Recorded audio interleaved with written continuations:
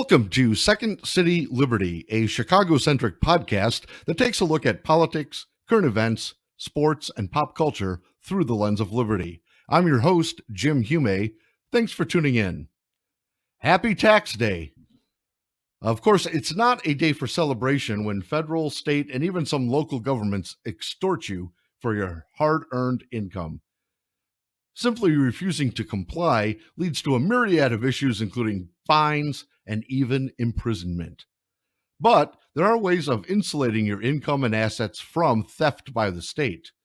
One method that is used by financially savvy individuals are trusts. And here to discuss more about these mechanisms is Jerome Bell of Megaschool. Hey, how you doing, Jim? Welcome to the podcast.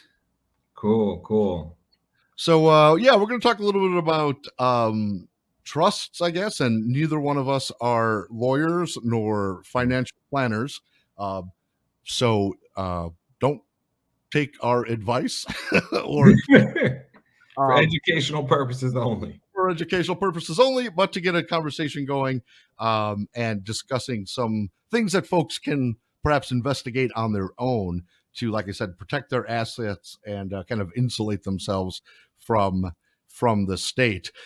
Jerome was at the Mises Caucus Take Human Action event this weekend. We had a great time talking about all kinds of liberty-minded, liberty policies and ideas. And we were going to do the show last week, but with the event coming up, things got a little bit busy. But what a perfect day to present this, but on tax day. So, Jerome, I'll kick it over to you here, and let's kind of get this conversation going about some things that you've learned about trusts and some ideas that you were kicking around. Yeah. First of all, it's so cool how every single time you talk, that electricity lights up behind you. Oh, you like that? That's a fancy piece of technology that reacts to noise in the background. Does kind of Star Trek like. So that's that's a nice feature to have. Yeah, that's cool. I'm the founder of Megaschool. Megaschool is high school, except it's for adults. So whenever we find ourselves saying, man, I wish I learned that in school, Megaschool is the opportunity to learn it right now with other adults. And so that's anything and everything. And one of that is civics. That's megaschool.me. Yes, megaschool.me. All right, we'll throw that website up there for folks to take a visit to. We'll throw that up again, but Yeah. And so one of which is, one of the most requested things is financial literacy, personal finance. I've been in partnership with a company called MWR Financial, and they have a very robust 11-step program to basically get people's financial house in order, or for those who already have their financial house in order, to generate residual cash flow, increase their cash flow in a pretty unique way. Most people kind of figure that once the more money you make, then the people kind of come out the woodworks to tell you how to make your money faster. So ironically, the more money, the less you need money, the more help you get to make that money faster. So basically, MWR Financial, they kind of flip the script.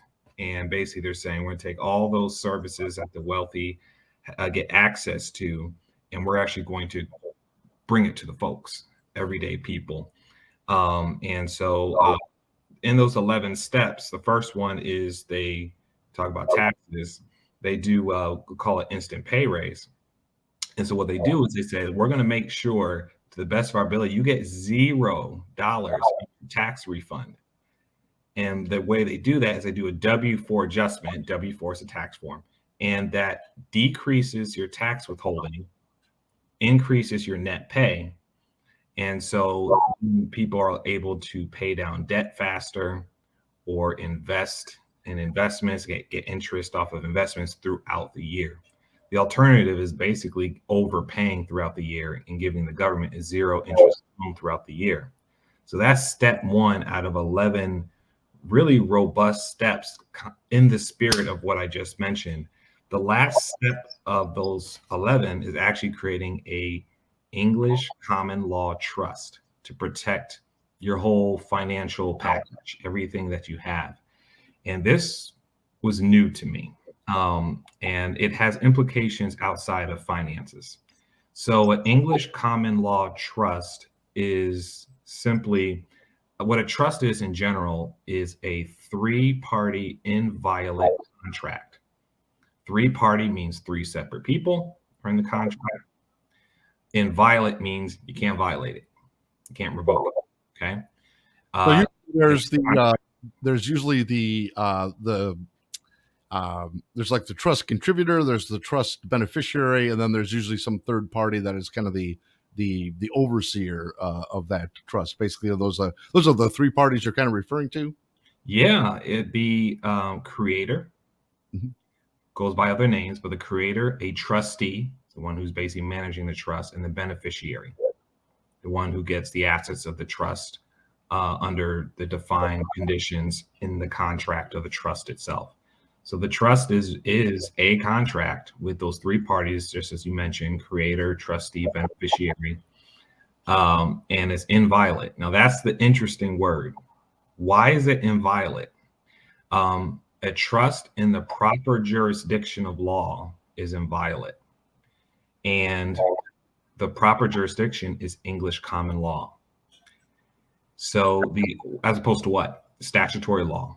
Under Right. statutory law. What's statutory law? Basically anything created by a legislator, whether that's at the state level or below, or even the federal level. So we have federal statutes, laws passed by Congress, and we have state statutes, and of course local levels as well. But the United States Constitution itself, that's not a statute. That's the federal government itself. So when you create a trust under English common law, it is co-equal with the United States Constitution. It has the same authority as the United States Constitution itself, because the United States Constitution, in the text of the Constitution itself, it says they must enforce contracts. It's one of the essential duties of the federal government is to enforce contracts.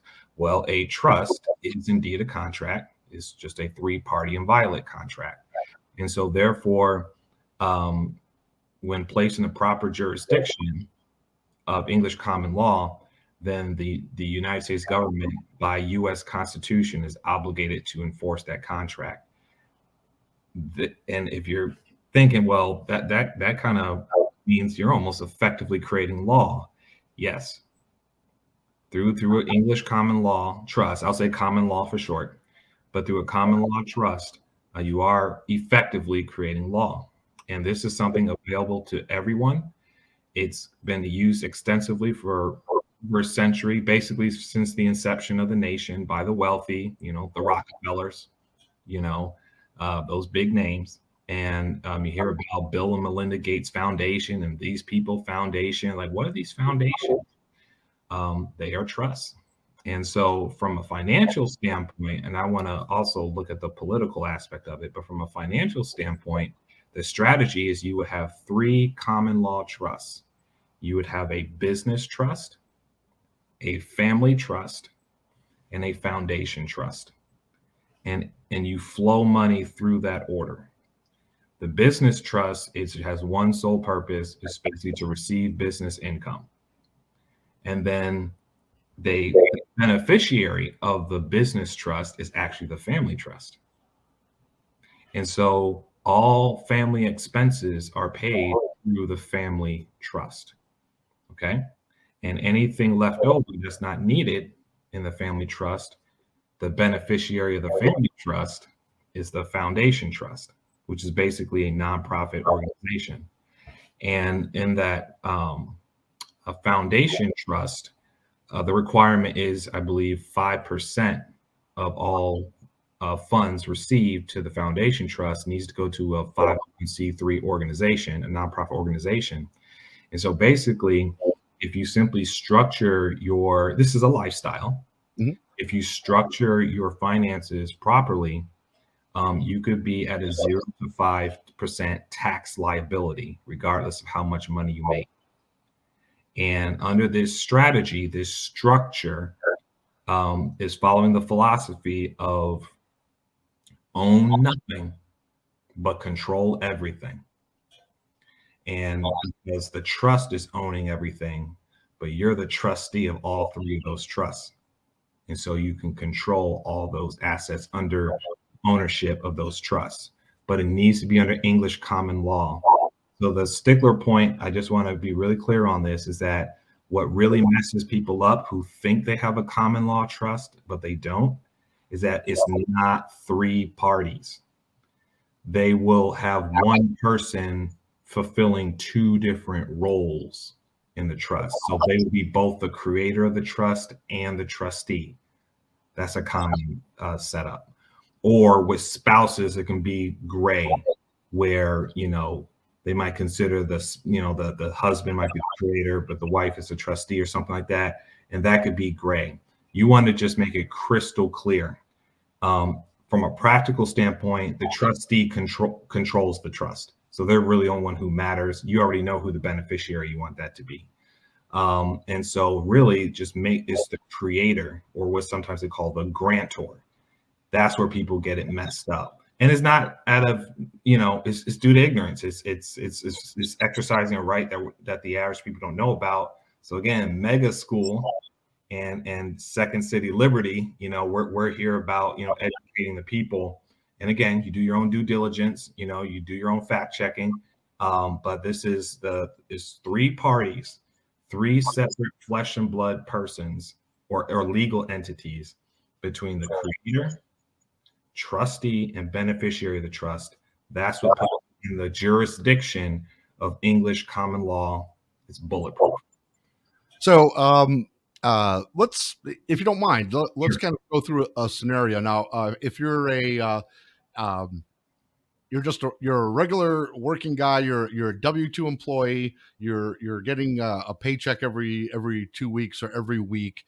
How can I change all that? How can I set things up to set up that flow of income that you're talking about? I don't, you know, I'm not necessarily making money as a business, an independent business, so to speak. I'm being paid by an employer, which is how a vast majority of people are paid in this country.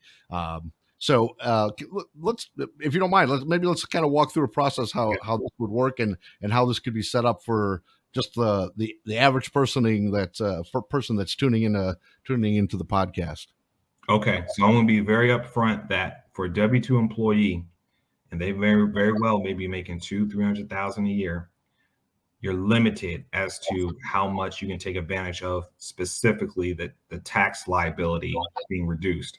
Basically, you're going to be able to put a 30% reduction in your tax liability by way of that foundation trust as a 501c3. That's the most you're going to be able to do. You're not going to be able to get into that 0 to 5% tax liability. That's where the libertarian, you know, party comes in to just change the law outright, so we don't have to deal with this nonsense. So the advice, for example, within the company I'm a part of, a representative of MWR Financial, they say, well, get that 1099 or that, you know, that business income.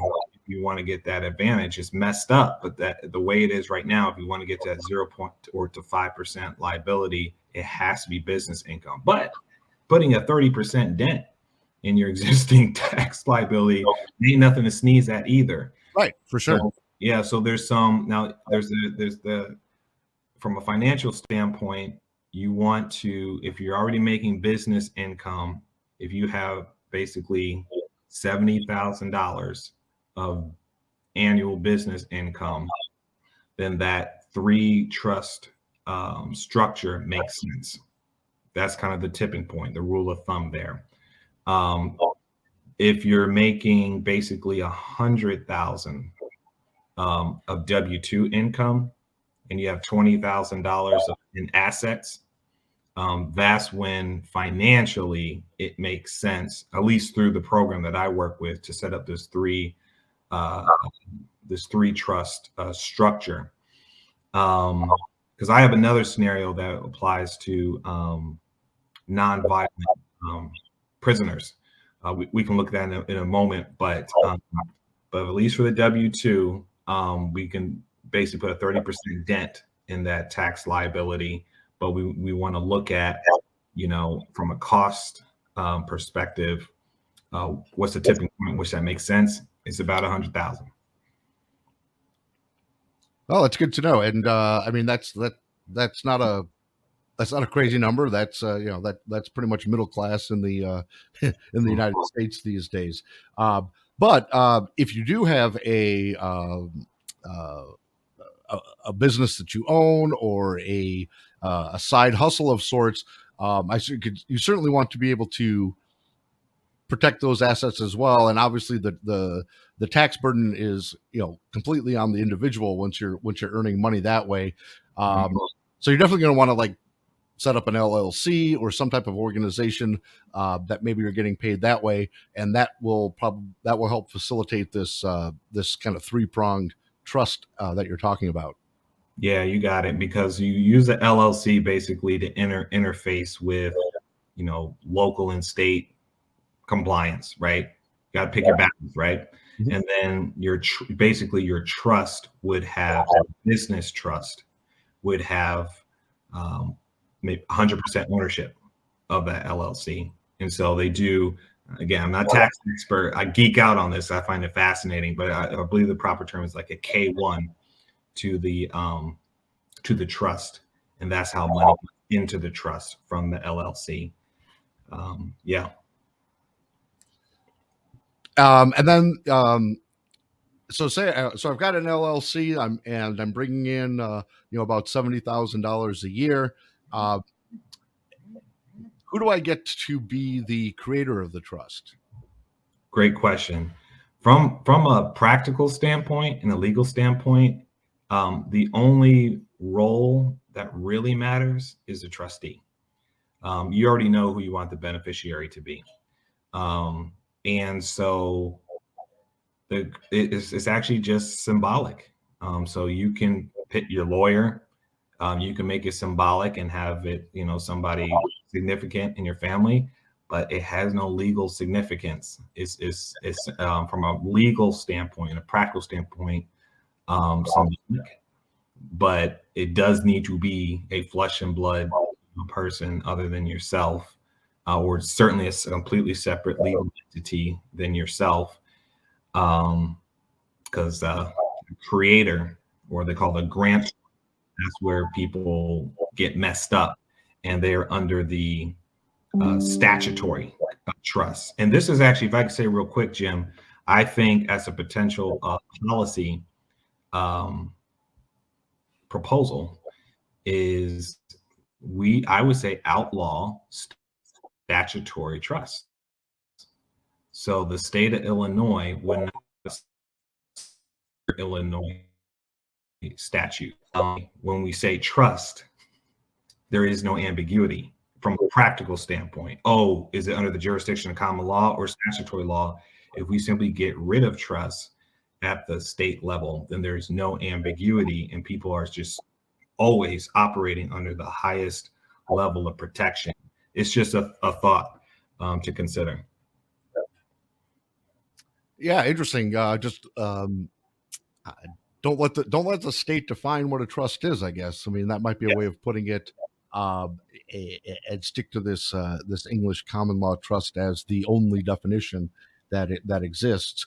I could also see potential in as a service of being these trust creators, right? And maybe that's a service that can be provided to people that are looking into this, kind of walk them through the process and the steps, maybe for a small fee, of course, but then you kind of get the process going for them and get that set up. But that certainly could work. So, and again, the benefits of actually having a trust, not only for tax purposes, but also can kind of shield you from liability as well, I believe. Yeah. And the reason why is because of the jurisdiction. So basically, a common law trust is, for all practical purposes, a federal organization. And so basically, if you were to attempt to sue the trust, you can do it. You're instantly in federal court. So if you have a issue at the state or local level or whatever, they are now entering into federal court. Do they really want to go into federal court when really they just expect to go downtown and handle it quick, right?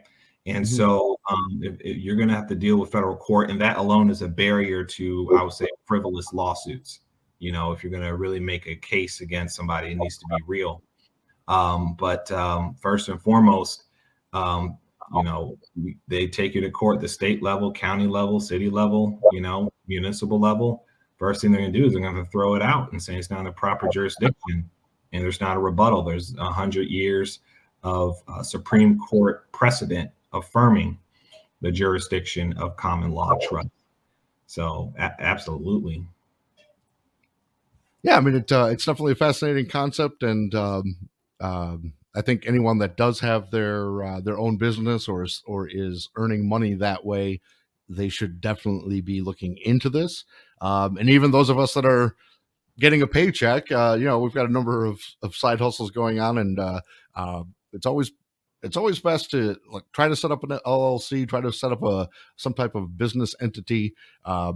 And even if it's not earning income right now, it's beneficial to have that in place. So as you start gaining income or bringing income in, you can start looking into some of these ways to shield that income from the state and from liability. That you had kind of touched on your concept a little bit on your prisoner nonviolent offender ideas, and we had talked a little bit about this over the weekend, but I found that to be fascinating as well. So unless you have more to say on the trust issue, maybe we can kind of migrate that, because obviously one kind of ties right into the other. Right, and just one note on your last point is for youth, income tax is voluntary. And in the process of being educated about trust in general, I learned that income tax is voluntary. It's you volunteer into the income tax system, the federal income tax system, when you fill out your W-4. Now, when we talk about now for you and I, that ship's long past. But for youth getting their first job, two things. I'm sorry, they can't get W-2 employment. That's the only legal way to avoid volunteering into income tax. And so for us, you know, as members of the community, the adults, we need to find a way to get, by all means, the youth employed, but we need to do it through 1099 or similar means, so that they're not filling out that W-4 and volunteering into the income tax. It is a voluntary system. That's a huge one. We owe that to the next generation to shield them from that, so that they never are volunteering into the system in the first place. And yes, we want to set them up out the gate with the proper legal structures to keep themselves protected and to transact with each other in a way that affirms the rights that they already have. So I want to make that point. I mean, also looking at corporations and businesses that are, you know, paying through the traditional W-2 method. There's a lot of filing, there's a lot of paperwork, there's a lot of expense that goes into paying your employees that way. There's compliance that has to go on. So yes, encouraging youth to be paid that way, and also working with local businesses to encourage their employees to be paid that way. Yeah. It also makes people much more aware of what taxes they're actually paying, right? You automatically see what comes out of your paycheck here or there. And after a while, you stop noticing it. When you have to actually sit down and figure out what you earned and what you owe, it hits a little bit closer to home, and it makes you a little bit more aware of what's coming out and what's being taken. And hopefully it makes you ask a little bit more exactly where is this money going to, and do I want my money going to those things? So I think this is a good idea moving forward to not only encourage new members of the workforce to get paid this way, but to also encourage businesses to have that as an option to their employees. Yeah, that's an excellent point. Now the prisoners, the prison ministry. Maybe I'll put the link up there as well. The idea is my personal belief that non-violent prisoners shouldn't be in prison. There's a problem, but that physical violence against them is not the proper response. And so it's been, on my heart, God put it on my heart to seek out a way to serve those who are nonviolent offenders in prison. And basically it's using trust. I want to restore their dignity and oftentimes their manhood when they're not able to provide for their family, as is often the case. But you are not your trust. And so if we set up a trust, a common law trust on behalf of those incarcerated as such, what we can do is we can fund the trust, and then the trust pays for the expenses of the family. And the incarcerated is the trustee. Okay. Whoever the creator of the trust is, it'd be anyone, it'd be his lawyer. Okay. The beneficiary is whoever the incarcerated deems fit. But the incarcerated, they can't legally earn income while in prison, but you are not your trust. And so the trust, we can generate funds for the trust and be able to disperse that to the family so they can still have their dignity in the midst of what I believe is injustice for nonviolent offenders. And when we say, well, how are we going to generate those funds? Well, in the world of finance, what those guys do is they use money to make money. I mean, when it boils down to it, all they need is your tax ID, social security number, EIN. And that basically, bottom line, allows them to open up certain accounts associated with that tax ID, your social security number, and then they generate income. It sounds like magic, but that's what the finance industry is. And so I already envisioned in structuring the retirement income bounty, RIB, RIB, retirement income bounty. And it's basically giving people a bonus for helping people to get passive income. So I'm going to leverage the retirement, the support network of a prisoner, and to be able to look at their family, their friends, business, professional networks, their faith networks, the lawyer, the CO, and we're going to leverage their entire support network.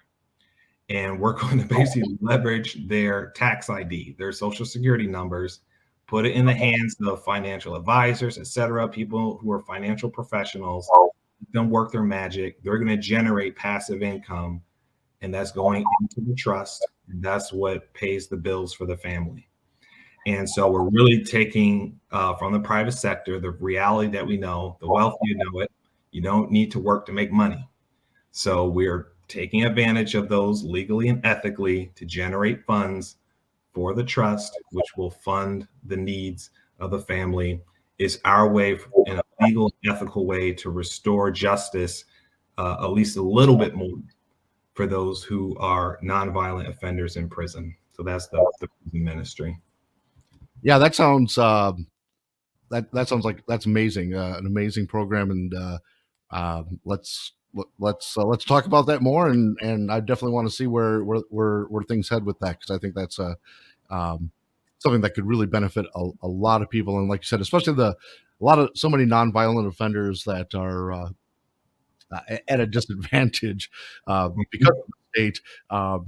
It really sets it, even if it's just a couple years in prison.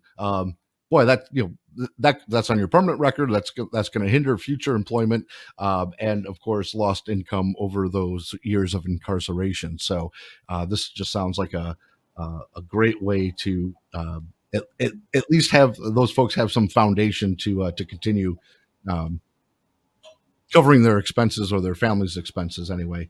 But it sounds like a fascinating program. One of the other thing that we had kind of touched on um, this over the weekend when we were kind of just brainstorming was what we called a gun trust or a firearm trust, and I had kind of looked into it a little bit um, when we had discussed it, and it is certainly something that exists. And I had looked into it just a little bit, but a lot of times it's used especially for mostly like gun collectors, right? So if you have a collection of firearms and then you want to um, leave those to a family member, or they're part of part of an estate, there's a lot of legal hurdles that could come into if you automatically inherit this firearm collection. You could be an instant felon in many cases. So there are ways of being able to pass along those collections and those firearms to someone without the necessary legal hurdles. Now, I guess there is a background check and stuff that would have to be involved through the government as it stands now. But it is a way of making sure that there's no it protects the beneficiary from any of becoming a criminal upon inheritance. But the other thing that I found kind of interesting looking into it, and this is kind of what we talked about, is if you become incapacitated in some way, then your rights to possess firearms becomes infringed or limited, and this includes red flag laws like we were talking about. If you become mentally impaired, having these firearms in a trust, again, as I understood reading it, it also kind of protects from that. If you become unable to legally possess these firearms, instead of the state coming and just taking them away, there's a beneficiary there that can take possession of them or take ownership of them, and it does kind of protect those firearms from confiscation by the authorities. Yeah, I mean I think that's going to address a whole lot of issues, just as exactly as you outlined. So I was really excited when that was brought over the weekend about that piece. Is that it seems like every week I'm learning of how to kind of take back our God-given and constitutional rights in a practical way that's not theoretical. It's just this information has been, I don't call it what it is, it's been hidden from us. And that's why we're here. That's why this podcast exists. That's why Megaschool exists, is we're doing the work to educate the community about our rights. And I think it's just going to, just continue. And if I could, I'll give you another one. Now this one will be very interesting. I am interested in, I'm in the process of starting a new political party it's literally named Third Party. And it is designed to function as a fail-safe for dysfunctional political system. So it's not ideology based. It's like a backup generator, kicks in only when it needs to. And basically, I believe we have 90% agreement on most things across the political spectrum, across the political map. And the goal is to identify those mainstream issues and make sure they're getting done. Kind of, if no one else is getting done, the mainstream issues, Third Party will. Now we structure it in a way where we don't have any trade secrets. All of our secret sauce is in the public domain. And so the idea is that anyone could copy and duplicate what we're doing. And that's kind of the point. So basically it's like, if no one else will pick up the banner, Third Party will, to make sure at least where we're 90% agreement, we get that done. And so that's Third Party. And as a political organization, and Jim, I've been asking you questions about legals of it. And that part of it is I just want to know how we can fundraise for the LP Libertarian Party of Chicago. But part of it is figuring out how would a trust operate. And basically, I want to use third party to kind of be the champion of figuring out this uncharted territory, because I want to have the legal structure of this political party be a common law trust. Now, I anticipate probably a fight out the gate. And I figure, the nature of this is a brand new party. If there's anyone who's primed to do it, it would be, third party without distracting, existing success like LP Chicago, got a elected official in Chicago, ballot access, and record breaking, representation, voter, turnout and representation there. You wouldn't want to distract from that. So I'm very curious, and I think it's going to be a ride to find out, with all the regulation around political parties, if you structure as a common law trust, that should all be out of jurisdiction. So that will be an interesting another application. And if hopefully we get legal precedent and some traction there, specifically in regards to political parties, then that's something that can be leveraged by the entire political space, regardless of where people are on the whole spectrum of the political map.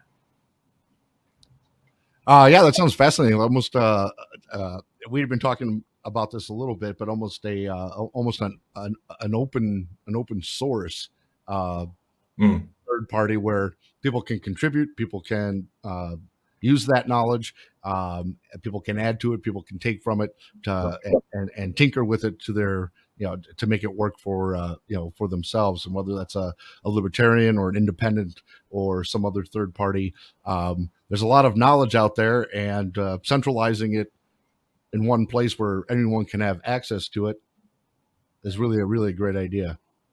Yeah. Good way of putting it. Yeah. All right. There's probably people out there that still have to finish their taxes and get them in. So good luck there, or file an extension, or I don't know, just ignore it. I don't know. Again, don't take my advice. I wouldn't recommend anything to anybody. So don't listen to me. But it was an interesting conversation on trust. I think there's a lot to kind of look into on ways that people can look into shielding themselves and shielding their assets and protecting their families, their assets, their income, their businesses, and try to keep that from being seized by the state or extorted by the state. And we can talk about this further. I think come back on and we'll have as this idea kind of grows and develops, then we'll kind of see where things stand. And if there's anyone out there that's listening or knows more about some of these ideas, or has some interesting ideas of their own, reach out to us. And we're always looking for contributors, collaborators, and whatever we can do to keep as much money in our pockets as we can. Awesome. Well, I appreciate you jumping on the podcast here this afternoon, and we will be talking again soon, Jerome. All right, Jim, it's been great. Thank you. Thank you. And thank all of you for joining me. If you're watching on YouTube, click that subscribe button to stay updated on the latest episodes. If you're tuning in through Spotify, iHeartRadio, or your favorite podcast app, click follow to stay in the loop. You can also follow me on Twitter at Second City Liberty. That's the number 2, ND, City Liberty. Check out my website, www.secondcityliberty.com. And if you have an idea for the show or a guest that you would like to see appear on the podcast, shoot me an email, jim@secondcityliberty.com. Until next time, stay safe, stay strapped, and stay based.